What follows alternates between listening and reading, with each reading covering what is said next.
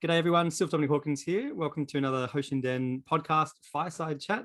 I'm joined with longtime friend and longtime colleague Tim Brown, personal strength, martial arts, our background. This is the second time I've had you on the show, Tim. So everyone should listen to the first video to catch your full background martial art resume.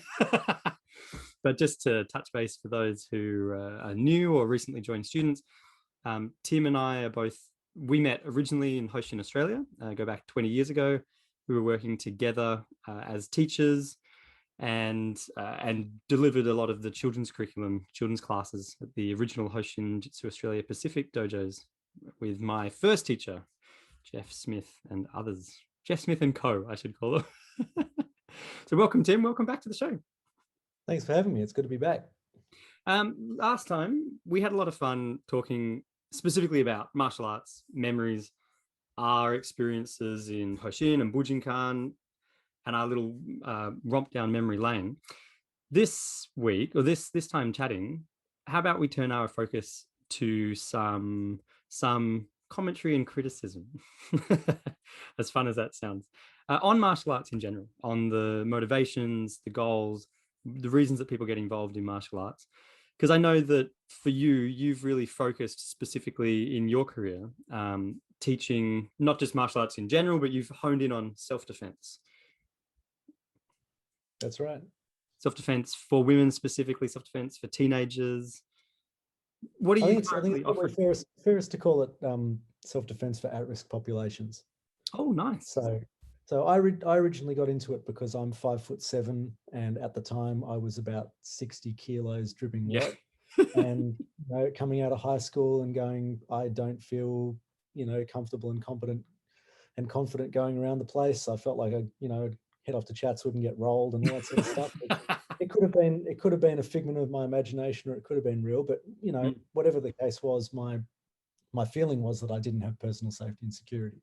So I got into martial arts, which was advertised as self-defense training, and that can be a rabbit hole that we delve down together. Yes, please. but long story short, got into teaching kids, as you've mentioned and we mentioned last time. But over time, I've just went, well, who are the real at-risk people? And so since then, I still do self-defense.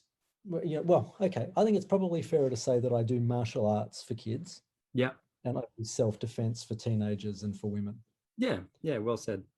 So I think that there is a distinction there because, the Little Ninjas programs and the Ninja Kids programs, there are, dealing with bullies and mean people and stranger danger and all that sort of thing. Sure. But we also do, leaping and jumping around and doing side kicks and, sort of a whole bunch of stuff that really isn't going to come up in a everyday self-defense situation. No. Where the teenagers and the women, it's more like someone's really trying to hurt you. Here's how you deal with that, and here's how you deal with the emotional fallout that goes with that. So in that, given that, like, obviously, because you and I have such a similar starting place with our martial arts study, although I know that you had also studied other martial arts before Hoshin, where you'd done something as a younger child, was it? Yeah, well, I did Brazilian Jiu-Jitsu. So you probably had a slightly different context, but starting there and then 20 years forward, could you walk me through just the progression of that? Like your comment before, martial arts advertised as self-defense, not really. Aspects of it thrown in, but it's very hard to combine self-defense, short, sharp, quick drills with a 46-step kata of weaponry that you have to follow to a T from 400 years ago. Those two things are not the same. And so I'm curious about what your progression was slowly transforming into the program that you've developed now. Oh, wow. Okay. How many hours do you have? You've got at least like 30 seconds, right? So look, I think it's probably, I'm going to do my best to answer that question, but I'm going to come at it from a slightly different angle. Yeah. Which is that, and this idea that I'm going to share with you is not original to me. I think it's Ian Abernethy over in the UK who at least popularized, if not coined, the concept that I'm talking about. But essentially, if you can imagine that there are there's a Venn diagram and you have overlapping, circles. Yeah. Then you have traditional martial arts is one circle, and then it has areas of overlap and areas of non-overlap with self-defense, which has areas of overlap and areas of non-overlap with fighting. So if you talk about, combatives, or you talk about self-defense, or you talk about UFC, or you talk about traditional karate, or you talk about weapons or something in the middle of that, basically they're the different things that are on offer to people in the martial domain, as far as I'm concerned. And really, there's too much tribalism that goes on. Like, I know you were talking about, what are the pros and cons sort of stuff, but I think it's too easy to go, oh, I do Brazilian Jiu-Jitsu and that's way better than Kung Fu, or Kung Fu is, well, better for what? Contextually. You can only make an analysis like that if you have a particular goal. So if you have someone who wants to learn a traditional style because they appreciate the culture it comes from, it generates respect and sense of honor and duty and how they carry themselves, and it's real sort of the Bushido kind of approach that they want to have as part of their life, because that is a way that they feel that helps them achieve order. Then if they are doing something traditional that delivers that, good. The only time I ever have an issue with any particular style is if it's saying it does something that it's not doing. We will teach you to defend infinitely in all contexts, and I'm invincible God. That's right. And it's going to be down to not just stylistic stuff, but also instructor approach and where the student's coming from. One thing that works for one student isn't necessarily going to work for another student. And that's the danger of cookie cutter approaches. And it's really important that there is some sort of structure, because then people get better progression and better learning outcome. It's better classes generally. They're better organized.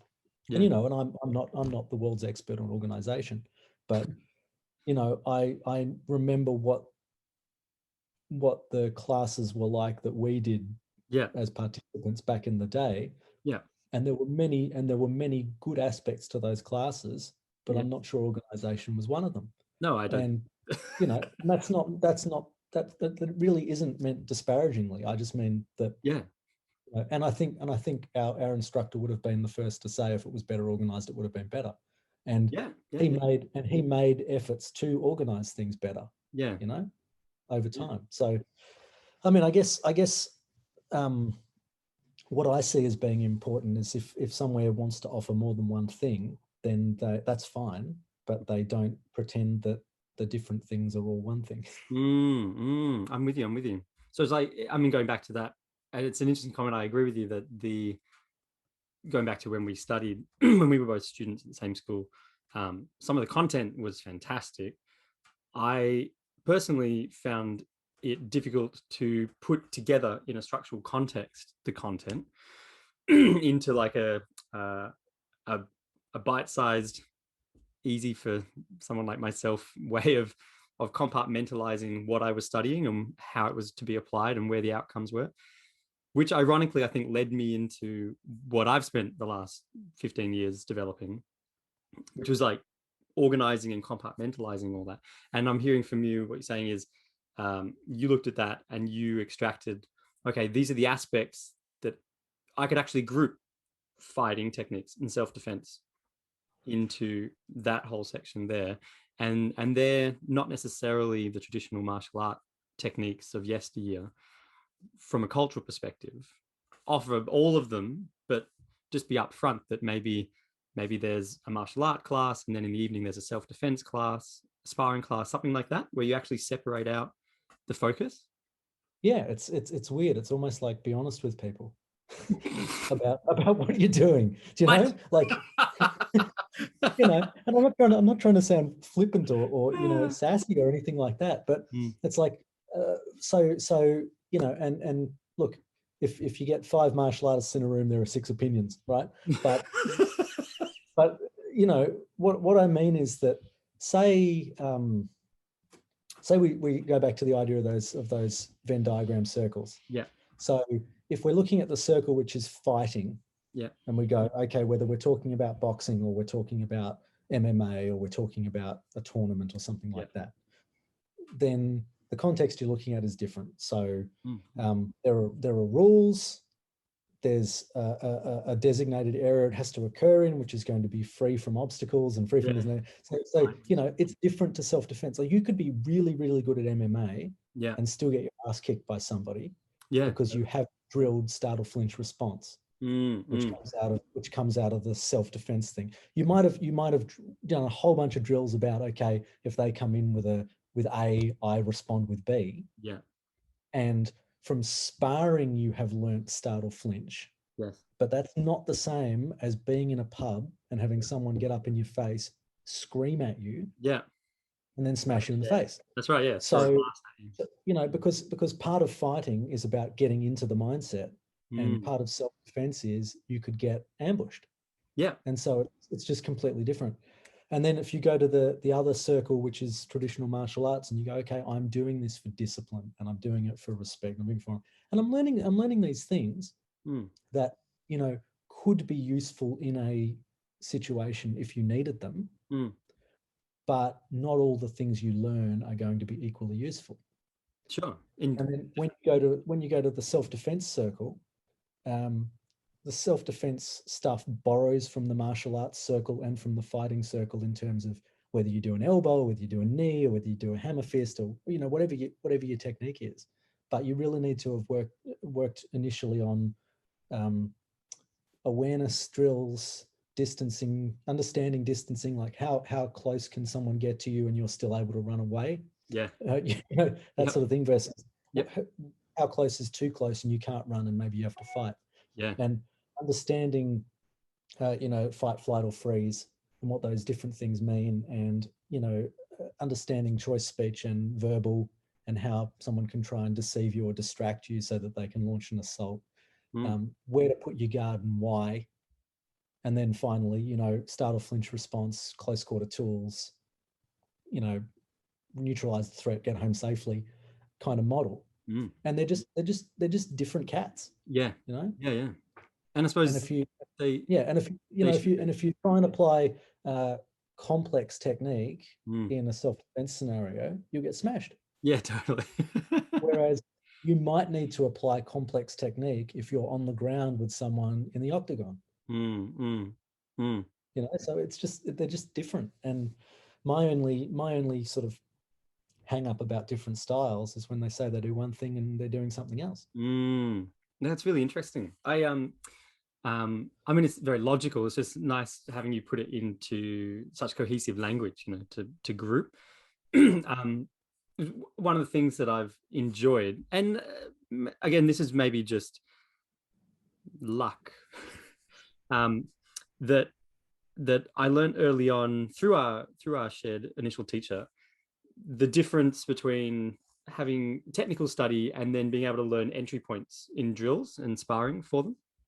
So that he spent a lot of time with me in one-on-one sessions looking at like, all right, great, we've got these traditional jiu-jitsu techniques, we've got these particular controls of joints and this control of the lower spine, but all that's pointless if you don't have an entry, because the entry to those techniques doesn't start 3 meters away immediately. There has to be an entry, which in the entry suddenly involves a chair over the head, or a whole bunch of people pushing you, or someone's getting up in your face, and those kinds of concepts. And so I really enjoyed getting an opportunity with him to play some of that out. It was like, if someone's coming up and they've grabbed you by the scruff of the collar and they're just punching repeatedly at your face, what's the entry? How do you enter from that into something useful? And do any of them look even remotely like any of the techniques you've spent the last whatever number of years working on? And it was like, yeah, you could find that, but that was a whole other area of work in itself. It was like, and this kind of, I run sparring classes at my dojo. They're specifically just entry finding classes. So we see if we can take as much of the skeleton of the technique of the week, the martial art technique of the week, and take it into a context with more immediate dynamic, pushing multiple attackers against a wall, someone grabs you, punches repeatedly, picking up items, knives, and can you find an entry that would start to lead you into some kind of control? But Right. that's So is that as far as designated attacker? Is that designated attacker, designated defender, or is it free for all? there's both. Some of the specific drills sets for that are designated attacker and defender, especially in things like maybe knife defense or specific weapons defense.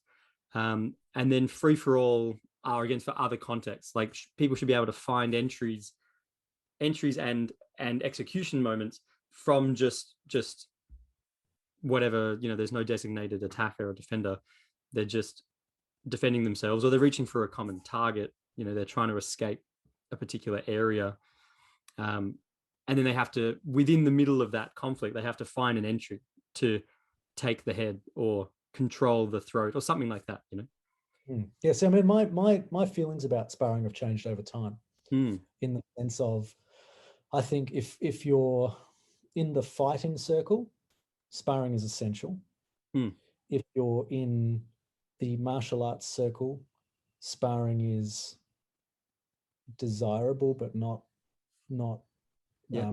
necessary, maybe not required. Like, because you might have some people who are on the end of the martial arts spectrum of essentially doing a martial arts based dance routine.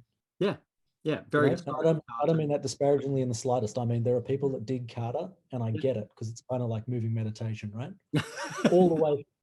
No, but it is, right? It's a flow state experience, right? So all the way to, people who are like, I want to fight, I want to go to national all styles, I want to do this, that, or the other, but not quite ring, not quite full contact. I'd like to fight to touch contact or to no contact, because I like my brain how it is, and but in both of those instances, I think that sparring is really, really useful for pressure testing technique and pressure testing the person doing the technique. So when I talk about emotional climate training, that's what I'm talking about, which is your ability to operate under pressure.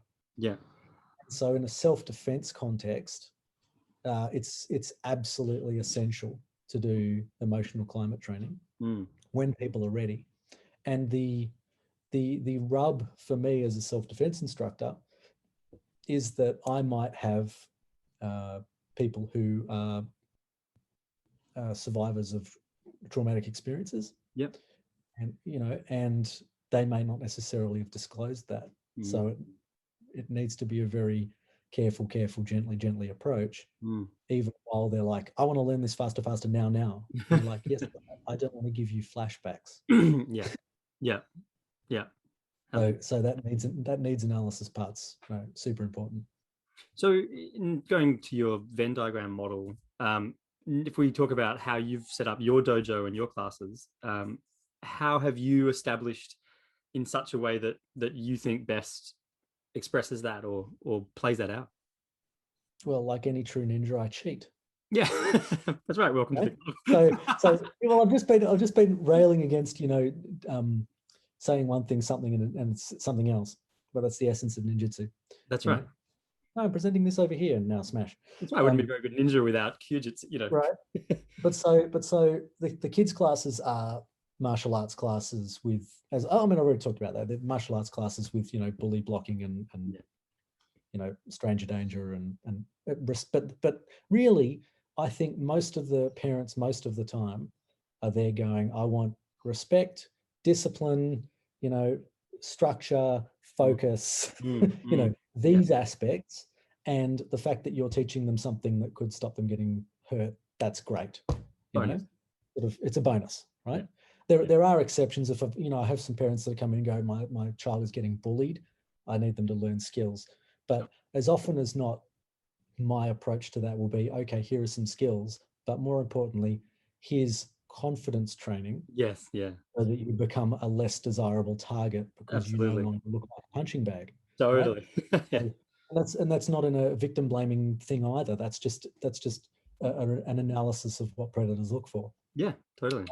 But the teenagers and the women's classes, are self-defense classes that people can do one session and they're safer than they were if they'd done none. They can do 5 sessions and they're safer if they did 4. They can go all the way to black belt and beyond. But I guess where I've diverged between the system that we went through when we started is that there isn't an increase in complexity of technique to denote progression in the system. I'm with you. Yep. Right? So it's not, hey, you can't do a wide hip throw until you're a gold belt because that's dangerous and there are reasons. Right? So I've set up well, I guess you could say that I am doing the same thing, but in a different way, because I have set my syllabus up into modules. And the first module that people learn is the self-defense module. I'm with you. Yeah. Right. So you walk in the door and you are doing self-defense module for the first term that you're training. Gotcha. So that's from the foundation of, you can turn up, and this is where you said, even after one class, you have a slightly higher 0.1% chance of long-term survival than you did before you started. That's right. I mean, class 1, you come in, here's where you put your hands. Your goal is to protect your head, because if you're unconscious, you can't defend yourself. Right? And that's just principle number 1. Yeah. Right. If in doubt, protect your head. Like it's right. Not rocket science, and it shouldn't be either. Right. So the idea is that we have a particular goal in a class. So okay, goal number 1, protect your head. Goal number 2, if in doubt, push away danger. Goal number 3, stay standing if you can. Goal number 4, run if you can. Goal number 5, it's each class. It's like, here's what you're working on in this class as a concept. Yeah. And then within that, there'll be, okay, and now that you've done a spear, here's an elbow. And we're gonna practice elbows for 15 minutes. Yeah, totally. Right? I'm just gonna elbow, elbow, elbow, elbow, elbow, elbow. Here's some disguised repetition, but it's still elbows, elbow, elbow, elbow, elbow for 15 minutes. So it's far more like the strike program. Yeah, I remember that. What in that regard. Which is ironic, because I don't know if you remember, it's through the strike program that I became involved in Hoshin. That's what I saw first in their advertising, and Jeff and Rose's advertising in Avalon. Well, the utility of it was very appealing. Right? And actually, you only did a jab and a cross pretty much for the first 5 weeks, and you got really, really good at them. Well, I'd say the irony is, and again, find ways of commenting this without seeming like a total douche, but I've noticed over the years that even just having a very, very simple grasp of some straight line self-defense, and that's always put me ahead in sparring with martial artists. Yep. To coin a term, right? Who knew, right? Who knew? I know. It was better. but here's the thing, like, so modules wise, there's the self-defense module, which is basically you learn a spear, which is thing. I can come down, do a seminar, and we can work on the spear if you like. But do a spear. I'm sure it's really similar to stuff you do. And then it's like elbow, hammer fist. That's it. Yeah, totally. Right? If in doubt, spear it out. Smash, smash, smash, run. Right? Have you got that as a t-shirt? Right. But so smash, smash, smash, run. Yeah. Right? Yeah. Don't get fancy. Someone grabs you by the wrist, smash. Yeah. Yeah, it's very similar to it. Someone grabs you by the neck, smash, right? Yeah. Just it's not subtle. Yes. It's not subtle, right? Yeah. And so if people want to get the first belt, then they do a term of that. Gotcha. And it's competency based. Right? And then there are 3 elective modules you can take after that, and you get to choose which one. It could be grappling, it could be groundwork, or it could be weapons. Nice. Right? Like someone goes, oh, I'm really worried about knives. Okay, we will do self-defense of weapons, and you learn this move, or this move. Yeah. They work 85% of the time. The rest of the time you die. Yeah. You would have died 100% of the time. That's right. Yeah. But it's not trying to give people a false sense of vulnerability. It's always, if you want to guarantee, buy a fridge. Like it's, here are some principles, right? Yeah. large surface area defense to large target to try and intercept. You know, something, it's been back in memory, and it's something that our original teacher said, not to me, but had said in a class, and I laughed because I was in the class. So go back 20 years ago, one of the students was asking, and I can't remember what we were doing, but they said something along the lines of, oh, but what if there's a helicopter and two guys with a machine gun, and it's the usual question of like, is the wrist lock I'm learning here capable of helping me join the SAS and defend against all possible scenarios? And our teacher's response, I thought, was quite good. He said to this guy, if you can give me an exact dot point list itinerary of how the fight will progress from start to finish, I can probably prepare you a 100% success rate, plan. If you can't do that, then the answer is no. Like, you cannot expect to just be always successful if you can't provide some kind of permanent understanding of the future, or like what you just said, if you were going to die 100% of the time, 85% up is a pretty incredible gain. Yeah. And that's going to be dependent on the attacker and the defender and all these other factors, right? But essentially, the goal is to improve someone's chances. Like that's the goal of training. Improve your chances of getting home safely. Yeah, lovely. Right. Or if it's a domestic violence situation, improve your chances of getting out of your home safely. Yeah. No, I don't mean that flippantly. I mean, no, and I only laugh because it's like perfect. Again, the perfect. You should make little T-shirts of these, or trademark the little TM. Get a picture of like an Abrams tank with 2 F-15. So, so the modules are grappling or weapons or ground fighting. And then when you've done one of those to particular standard, grade. Another one of those, grade. And then punching, kicking, and throwing are non-essential techniques. So it's non-essential modules in the self-defense syllabus. Yeah. You need to have done all 6 of the modules, I should say. You need to do all 6 of the modules to get a black belt. Right. Yeah. That's because I subscribe to the Eastern understanding of black belt, which is you have an understanding of the basics. Yeah. Abroad. So if you have the fundamentals of close quarter tools, intercepting stuff that's coming for your head, groundwork, weapons, grappling, throwing, punching, and kicking. Yeah. An understanding of the basics. Yeah. Does it mean you're an expert?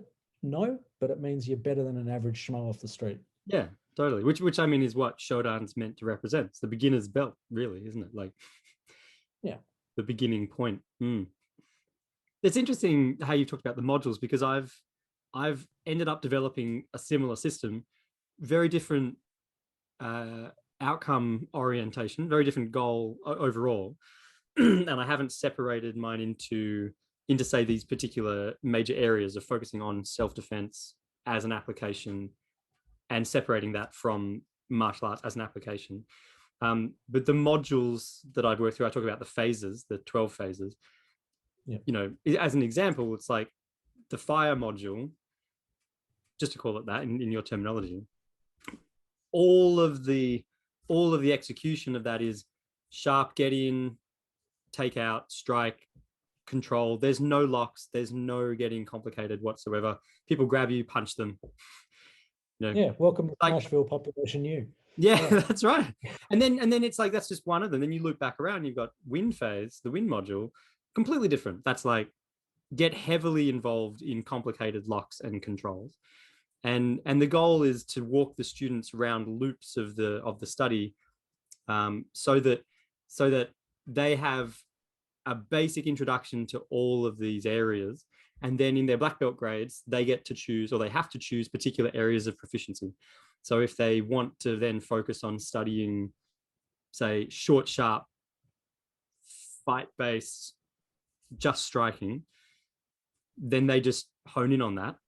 If they want to focus and they want to further develop complicated taijutsu, they hone in on that as well. But the colored belt grades were designed to be the introduction course. It takes 5 to 6 years, but it's a very long introduction course. And then the black belt grades are like, cool, now decide what you want to work on and become proficient at that. It's almost like you're meeting the needs of the students. Who knew? Who'd have thought? But very different, like over a long, different, sounds like a different time scale. I like how you start your step one with, you walk in the door, hey, what's the first thing you need to know before you're going to apply any wrist lock on anyone? How about you get your guard up in front of your face? Yep. And so something they'll learn in lesson 1 or lesson 2 is where you put your guard. Yeah. And so in self-defense situation, where you put your guard is different to if you were in a fighting situation or a traditional situation. Yeah. Right. Because, well, not to give you chapter and verse on it, but basically, I mean, if this is audio, your audience won't be able to see it, but you can see it. Yeah, so we can. Essentially, yes. Well, hang on.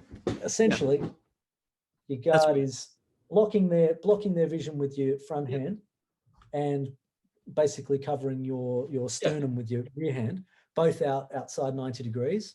Yep. And you're covering the center line particularly because you're telling your attacker that you want them to come around it. Yes. Yeah, totally. That makes what they're doing, what they are doing more predictable. Yeah. And it leads straight into your favorite technique, which is the spear.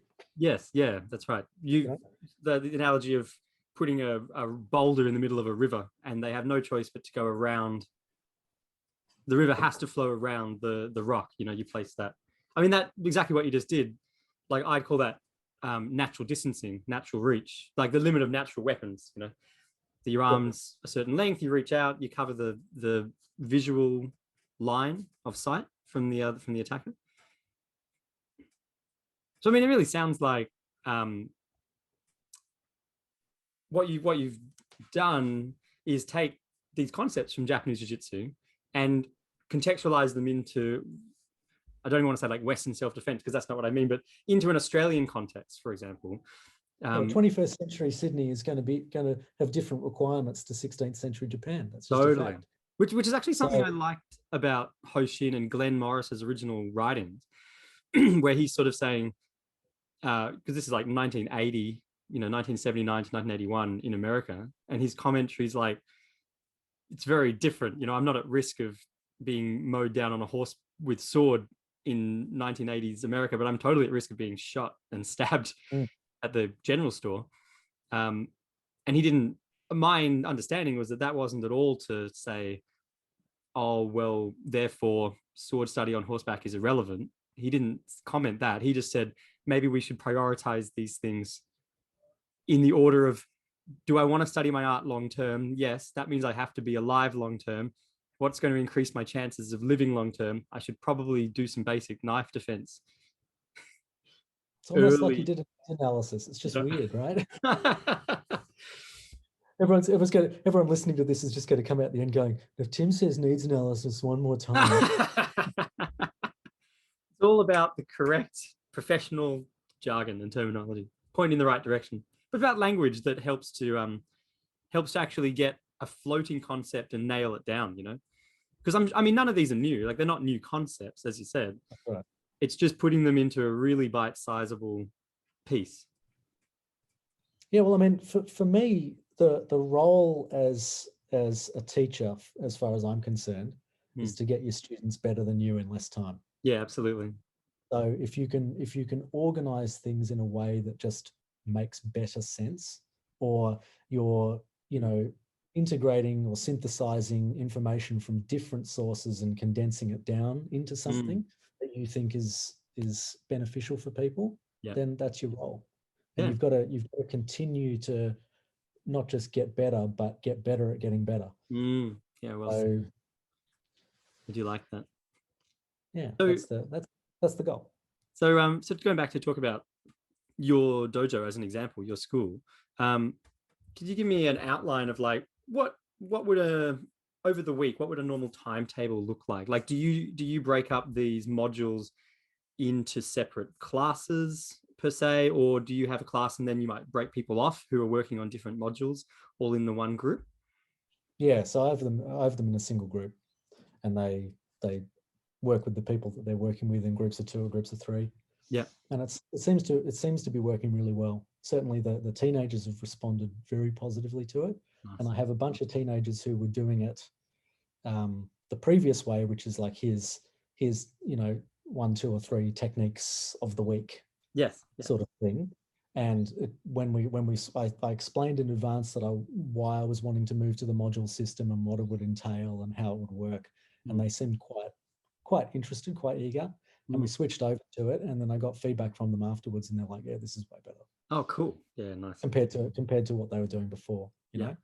They liked really what they were doing before. I mean, they kept training. They were still Yeah. training, Totally. but they just went, "Yeah, this makes more sense because I feel like I'm getting good at something before I move on to something else." Yeah. Yeah. You know, and look, you know, feelings of mastery and whatnot are important. And I guess the other thing to mention about the teenagers classes is that I'm lucky enough to have my outstanding wife Nikki, who is a PhD psychologist, come in and you know, do mini workshops sort of 3 times a term within the class, like half a class. So it'll be, you know, for teenagers, it'll be respectful relationships, or it'll be relationship red flags, or you know, dealing with tricky people, or things like that, all from an evidence-based psychological perspective. Yeah, that's fantastic. And that's been really well received as well. That's excellent. What happens before you needed the martial arts? That's right. Well, I'm again keep going back. You know, for all the pros and cons of my martial art history of the last 2 decades, some of these key concepts I feel very lucky were there right from the beginning, just by luck and coincidence, perhaps, with the teachers that I found.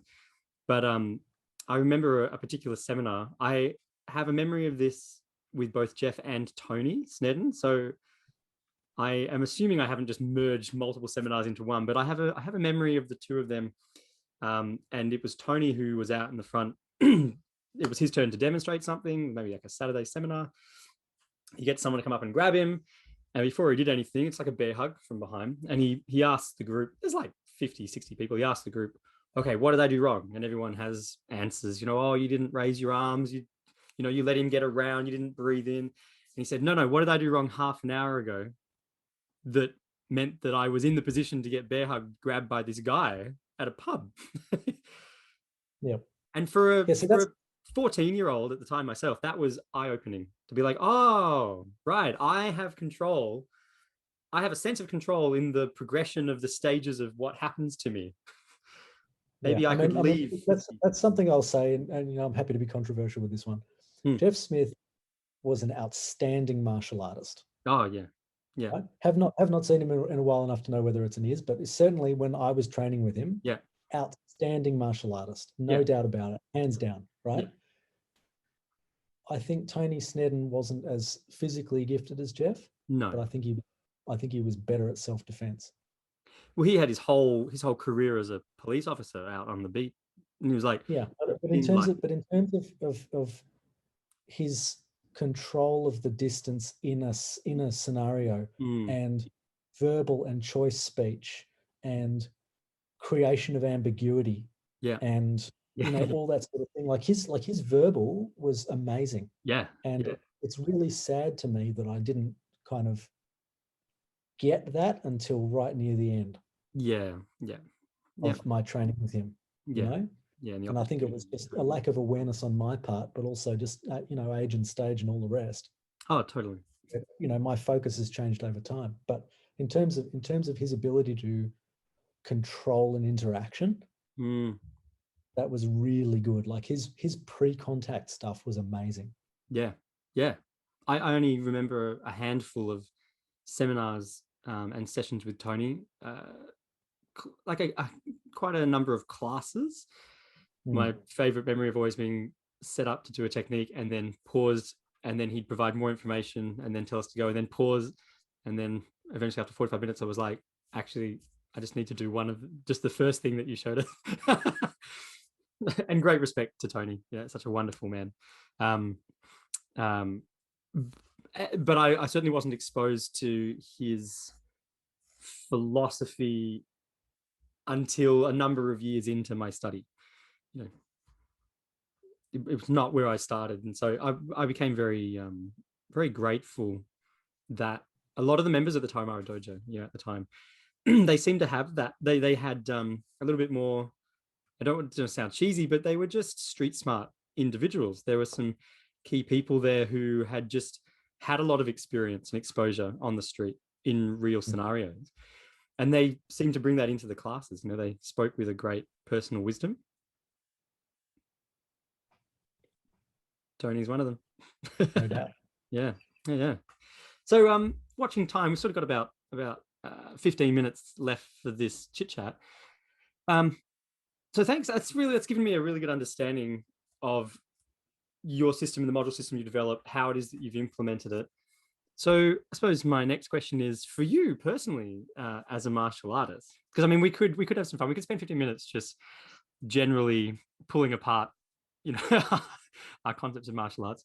But for you as a martial artist, where are you focused in yourself? I know obviously you talk about as a teacher, always learning better to be better, learning how to developing. But as an individual martial artist, where are you kind of at? What's going on for you? Well, as I'm getting older and slower, it's really important to stay sharp in ways that I can, right? So because your listeners may not know, but I'm 40 now, and I'm not as fast as I was when I was 20. I mean, that's just nature. But on the flip side, my understanding of distancing is better. Yeah, totally. So, there's swings and roundabouts. But I've really enjoyed lately improving my boxing skills, because I think that the training that you and I did, elbows were always a thing, and hammer fists or back fists were always a thing. Like those close quarter tools were always a thing. And we also had, jabs and crosses for entry. Yeah. I personally never felt that I had particularly good hooks and uppercuts. Yeah. You're in close and you want to do something with not an elbow. What? Right. And sort of, so I've been working on a couple of things. I'm far from being an expert in it, by any stretch. I'm not a boxing champion. Sure. But as someone on the smaller end of the spectrum, I've been really interested in Customato's peekaboo style. Oh, cool. Which is popularized by Mike Tyson. Yeah. If in doubt, look at the best there's ever been. And anyone says, "Oh, Muhammad Ali," I go, if you put Tyson and Ali in a ring together, you'd be carrying Ali out. On a stretcher. They're just different. They're just different. Yeah. In context. But yeah, so Mike Tyson did a lot of peekaboo stuff. So I've been looking at, that close in power generation and being able to throw, full on body hooks and body uppercuts with really interesting movement. So something that was a hallmark of Tyson's stuff is that his head would move off the line when he was punching. Yeah. So something that we did at Hoshin was you're pretty much static and your arm had come through, but your head's where it was. Whereas Tyson's stuff, you'd be off the line, you'd punch through, and you'd be off the line. Yeah, totally. So I've just been looking at that sort of stuff, and that's been really fun. And I'm lucky because one of my instructors is about 2 months away from finishing off a coaching course that's registered with Boxing New South Wales. Ooh. So that's actually teaching people the boxing craft. Yeah, cool. So it's not just martial artists going, "Oh yes, okay, we're going to do some boxing now." It's okay, well, what do boxers do? What do boxers do? And then go, okay, what are the things they do because of rules, and what are the things they do that are really, really, really fantastically effective? Yeah, okay, we're going to borrow the non-rule stuff and integrate back into the punching stuff. Right. So yeah. But all the technical stuff we do is predicated on weather the ambush and then try to achieve point of domination. Nice. Because any technique works if you're in the right place at the right time. Totally. Let's find the entry. Yeah, and the way to be in the right place at the right time is to achieve point of domination. Mm. Essentially, is the person is responding to what you're doing instead of you responding to what they're doing. Okay, right. So that's the kind of definition. Yeah, I like that. So you put yourself in the dominant dynamic role, or the dominant role Yeah, in the dynamic. Yeah, you've got them where you want them. yeah. And point of domination can change in a split second. Like, it's not like once you have it, it's yours. It's, you've got to keep working for it. Yeah. But essentially, it's just a way about thinking about. So I've got one more acronym, which is how to win, right? WIN. What's important now? So at the beginning of the confrontation, what's important now? Getting out of it. What's, then what's important? Protecting your head. Then what's important? Startle, flinch, push away danger. Then what's important? Achieve point of domination. So it's step by step by step. If things are going how we want them to, this is the progression we want. And if things aren't going how we want them to, here's how to circumvent what the other person's doing so we can get back on the track we want. Yeah, nice. Yeah. I mean, again, like, it's not rocket science. It's very logical, but it's good to hear you put it out in that kind of flow. It's just like a simple little computer program, isn't it? It's like, what's the next step going to achieve that? Okay, step number 2, step number 3. Well, I'm actually doing my best to try and come up with some fairly general, admittedly, but some decision trees. Yeah. Which is very difficult when it's such a convoluted area. Like combat, conflict and combat is not clean. It's very messy. Yeah, that's right. But essentially, if this, then that, if else, something else. Yeah, totally. Which is really what it is. I mean, and that's what we're all taught. But I mean, my personal experience, just martial arts in general, especially Japanese jiu-jitsu, has been that it's been left up to you, the student, a lot to be able to work out, okay, well, what do I put where? When do I put what where? And that mostly what's been presented is all the content.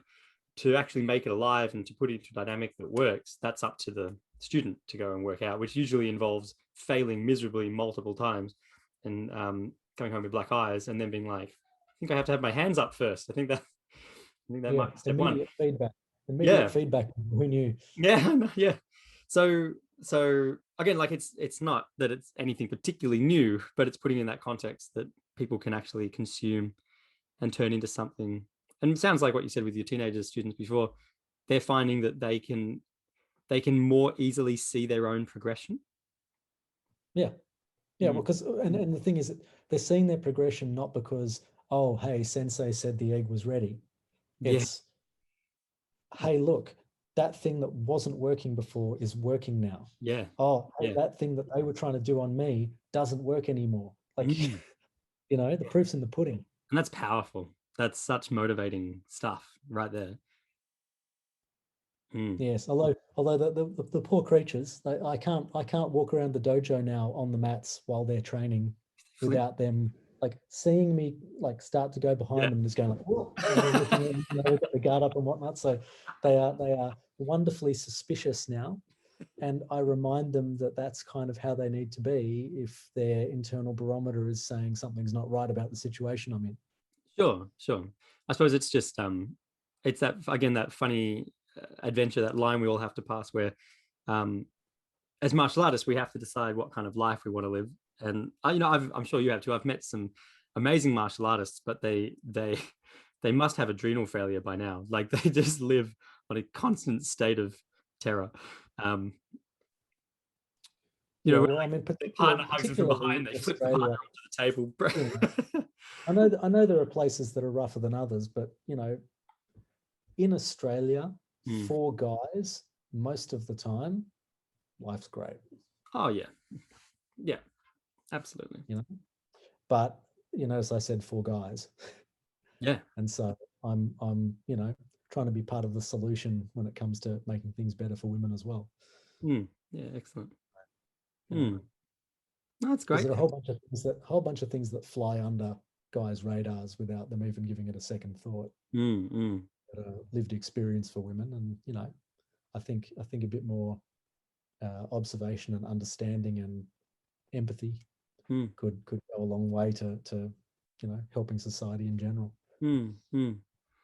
Mm. I hope that that the system that you develop will help achieve those outcomes for you, and in the students that you have who are up and coming. Yeah, well, I hope so too. And we'll have these dads that start wearing T-shirts saying rules for dating my daughter. Number 1, don't piss her off; she'll break you. Yeah, yeah, totally. That's that's Well, I mean, then you get she's to a sleep. weapon. She's a weapon. You don't That's need to right. talk to me. You need to talk to her. She's a weapon. Sleep easy at night. Yeah. Mm. I mean, it's something I always appreciated from Hatsumi Soke, the Bujinkan Grandmaster, was his constant, kind of endless commentary that he'd say, "Oh, Bujinkan's it's a women's martial art. Like that's the goal. It should be achievable and useful and practical by everyone in the society." And he's obviously commenting on that from his particular era and perspective. And I always enjoyed that and appreciated that his question was like, if you have to only use overpowering strength to make it work, you haven't really understood the technique, and or you haven't weakened them enough to a point where actually there you can use strength to attack weakness, and you're still trying to use strength to attack strength. It'll never work. And it was something that was nice to fly in the face of the usual rhetoric that was going around for the decades. When I started, UFC wasn't a thing. That didn't exist in Australia, really. There was NAS, and I know that one of our shared teachers used to take part in the NAS, and he had various students went with him. And those things, like I watched martial arts in society, it changed a lot. And now I'd say when people think of martial arts in general, they immediately go to MMA. And they dilute it down to Muay Thai and Brazilian Jiu-Jitsu. And they consider that that's what martial arts is. Martial arts is now two guys in a ring, and if it's up, they're near each other in the face. If it's down on the ground, they're doing chokes and controls to tap out. And it's like, well, that's a whole other rabbit hole we could go on. But I know there's not time. UFC was actually a thing back then in Australia, but it was pre Dana White. It was actually started by the Gracie family. Yeah. A very, very clever marketing method for Brazilian Jiu-Jitsu. Because essentially they got, this is the 30-second version. They got fighters from a bunch of different styles, and they made sure they got a whole bunch of mid-range fighters from a bunch of different styles, and then they got their almost best Brazilian Jiu-Jitsu practitioner in Royce Gracie. And they made the rules such that it benefited ground fighters. Of course. And Royce Gracie, surprise, surprise, was a ground specialist and beat everybody. And they went, oh, look how good Brazilian Jiu-Jitsu is. And it's like, yeah, but if you got a bunch of mid-carders of any style to go up against a top-notch competitor of another style in that style, you're going to get the same result. But at the end of the day, it was a brilliant showcase for Brazilian Jiu-Jitsu. It increased student numbers for them and increased the number of dojos around the world for them, and good fair play to them. Yeah, totally. But fast forward, it's no longer style versus style, which is what it was originally set up as. It's now fighter versus fighter because everyone has pretty similar skill sets, to be honest. Totally, which makes sense if you've got, like you said, if you have a context that has certain that leans to favor in a certain direction. Well, it makes sense that everyone's going to train up the skills in that direction, and then eventually they'll just all be at the same. They'll just all be over on one side of the boat, Yeah.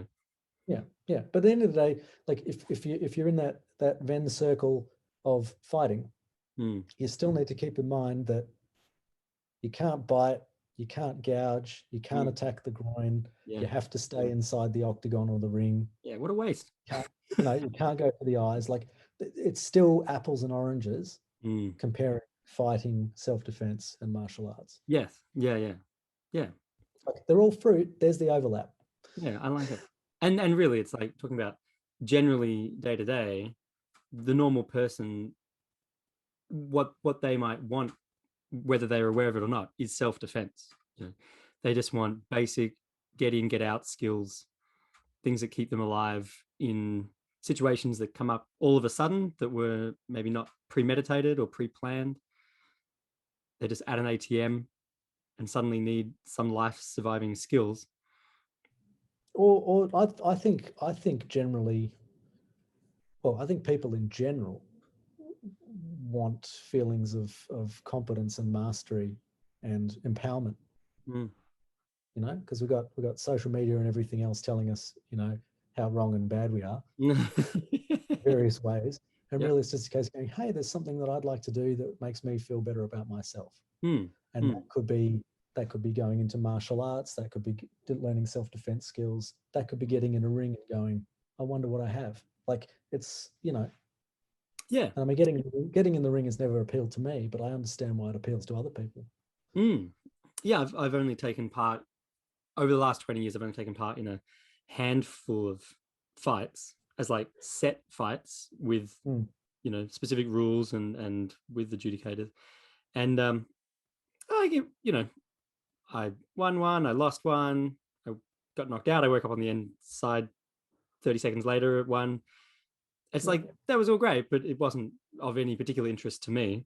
But awesome. Just it was just another experience to be had. Whereas I think with the thing that I think back over the years, and it's the stories that I've heard from people, whether it's friends or past students or students of colleagues. You know, I've caught up because obviously, although there might be thousands and thousands of martial arts schools around Australia, when you boil it down to the teachers and the heads and the owners of those businesses, it's actually a relatively small little community of, you know, probably less than 1,000 people, a couple of hundred people. And so hearing stories from everyone's students about how they, years after their study, they were grabbed at an ATM one night and managed to just do something. And it was really unclean and super messy. But like you said, they were grabbed and they didn't apply some crazy triple cartwheel, break the neck technique.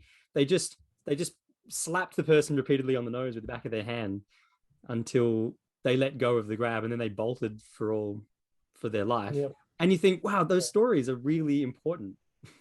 That's it. Well, I'll leave you the Bruce Lee quote of I fear a man who's done one kick 10,000 times than 10,000 kicks once. Yeah. That's so true. And I think that's the danger of having a syllabus that's based on complexity over time. Yes. As opposed to repetition on simplicity. Yeah. Yeah. Because you're right. You have 2,000 techniques that everyone's only done twice ever.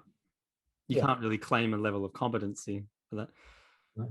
I mean, and myself included, you know, like there's techniques that I have teaching degrees for that I've done less than 10 times ever.